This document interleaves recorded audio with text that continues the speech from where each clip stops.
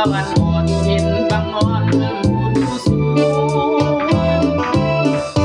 อยากฝากหาน้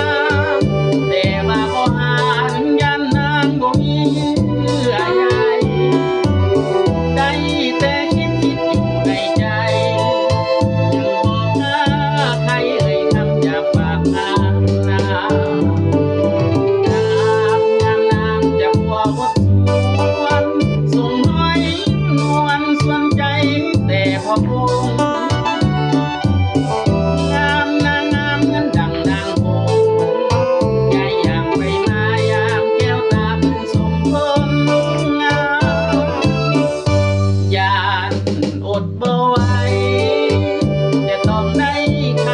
บ่ให้มีหัวกันกาเอาส่วนหัวเป็นสื่อสำคัญบ้านเรือนเคียงกันรักกันช่วยกันสร้าง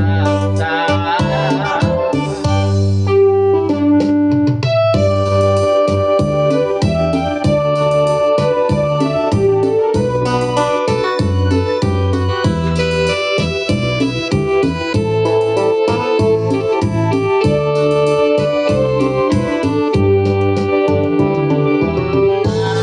ยามนางจะพัวหมด